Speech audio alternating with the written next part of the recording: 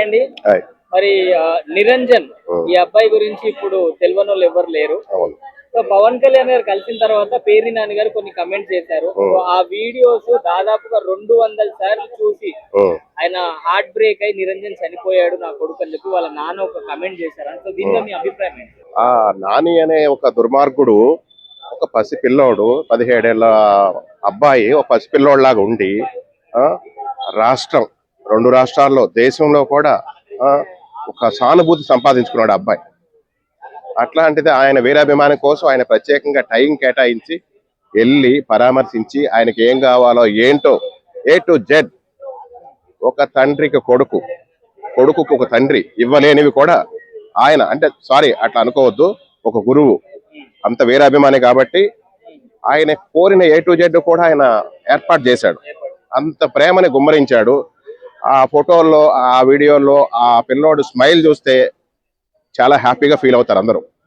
అట్లాంటిది వీళ్ళేంటో ఈ దరిద్రులకి దరిద్ర బుద్ధులేంటో అర్థం కాదు. ఆరోగ్యం బాగోకపోతే ఆ పిల్లోడు ప్రాణాపాయంలో ఉంటే వెళితే అతని గురించి కూడా కామెంట్లు చేస్తారా? చూడు వాళ్ళ డాడీ నాకు తెలిసి ఈ పేర్నేని నాని గాడి మీద కేసేయాలి.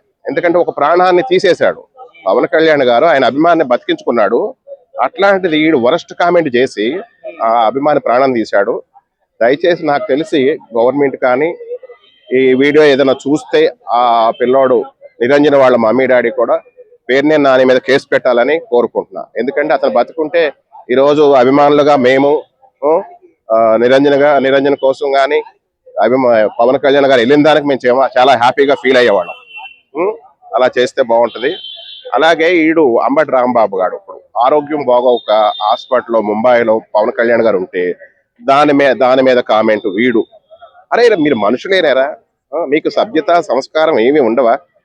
ఆ అమ్మకు బాగోలేదని వెళ్ళిపోయాడు, ఆరోగ్యం బాగోదని వెళ్తారా? ఆరోగ్యం బాగోనప్పుడు చూపించుకోవడానికి వెళ్తారు. వెళ్ళిపోవటం ఏంటి అంటే నువ్వేమన్నా అంటావని భయపడిపోయా, లేకపోతే మీ జగన్ అన్న ఏమన్నా అంటాడని భయపడిపోయి వెళ్ళిపోయారా? ఎందుకది? అసలు మీ మాట విధానం ఏంటి అసలు? ఇప్పుడు నీ ఆరోగ్యం బాగోకపోతే నువ్వు చూపించుకోవా రాంబాబు? నువ్వు హాస్పిటల్కి వెళ్ళవా? నీ ఫ్యామిలీకి బాగోకపోతే నీ పిల్లలకు పోకపోతే హాస్పిటల్కి వెళ్ళరా మీరు? హాస్పిటల్కి వెళ్ళకోకుండా మెడిసిన్ వాడుకోకుండానే బతికేస్తున్నావు రాంబాబు నువ్వు. ఆయన ఒక రాష్ట్రానికి డిప్యూటీ సీఎం, అటవీ శాఖ, గ్రామీణాభివృద్ధి, పంచాయతీ శాఖ, ఎన్డీఏ గవర్నమెంట్ లో ఉన్న మనిషి ఆయన. అంత హోదాలతో ఉన్నాడు. ఆయన ఆరోగ్యం కాపాడుకుంటేనే రేపు రాష్ట్రానికి సేవా కార్యక్రమాలు చేయగలడు ఆయన. అందుకారణంగా ముందు జాగ్రత్తగా అన్ని చూపించుకుంటున్నారు. దానికి కూడా కామెంట్ చేయటం ఏంటరా మీరు? అసలు మీకు గవర్నమెంట్ కి అసలు ఏం ఉండదా? మీరు ఏం మనుషులు రా అసలు? ఈ వైఎస్ఆర్సీపీ గ్యాంగ్ అంతా దీని మీదే మీరు బేస్ అయిపోతారా? ఇవన్నీ ఇట్లాంటి మానుకోండి, మంచి కార్యక్రమాలు ఏమైనా చేయండి. ప్రభుత్వం మంచి కార్యక్రమం చేయకపోతే ప్రశ్నించండి, విమర్శించండి. వ్యక్తిగతంగా ఆరోగ్యాల మీద వ్యక్తిగత విమర్శలు మాత్రం ఎవరిని చేయకండి. మానుకుంటే మీకు ఏమైనా క్రేజ్ వస్తుంది. వేస్ట్ లేరా మీరు? మారగానే ఎన్డీఏ గవర్నమెంట్ మీరే ఒక రేంజ్కి తీసుకెళ్తున్నారు, అర్థమైందా? ఈ 64 పోయి రేపొద్దున 70 175 అవ్వచ్చు.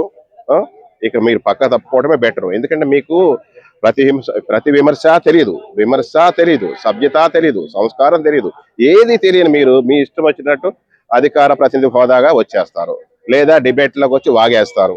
మీరు వాగేది ఏంటి? మాట్లాడేది ఏంటి? అది కరెక్టా కాదా? రీజన్లు తెలుసుకోండి. ఏం తెలుసుకోరు ఏంటి అసలు? మీకు ఎంత మాత్రం కూలోళ్ళు అయితే మీరు నెల కూలోళ్ళ, రోజు కూలోళ్ళ, లేకపోతే సంవత్సరానికి సరిపడ కూలోళ్ళ? ఏ విధంగా? ఇప్పుడు పవన్ కళ్యాణ్ ఏదో దత్తపుత్రుడు లేకపోతే అమ్ముడు పోయారు ప్యాకేజ్ అన్నారు. పవన్ కళ్యాణ్ చంద్రబాబు నాయుడు నిడిపించాడు. చంద్రబాబు నాయుడు గెలిపించడానికి కారణం పవన్ కళ్యాణ్ అని తెలుసు. అలాగే ఎన్డీఏ గవర్నమెంట్ ని గెలిపించడానికి కూడా పవన్ కళ్యాణే కారణం అని తెలుసు. ఇప్పుడు పవన్ కళ్యాణ్ గారు ఏమంటారు? పవన్ కళ్యాణ్ గారు ఏమంటారు? పవన్ కళ్యాణ్ గారిని చంద్రబాబు నాయుడు గారు ఏమంటారు? నా మిత్రుడు. అలాగే మోడీ గారు ఏమంటాడు? ఆయన తుఫాన్. ఒక ముఖ్యమంత్రి, ఒక ప్రధానమంత్రి ముఖ్యమంత్రులు పొగిడే రేంజ్ పవన్ కళ్యాణ్ గారిది. మీరేంట్రా?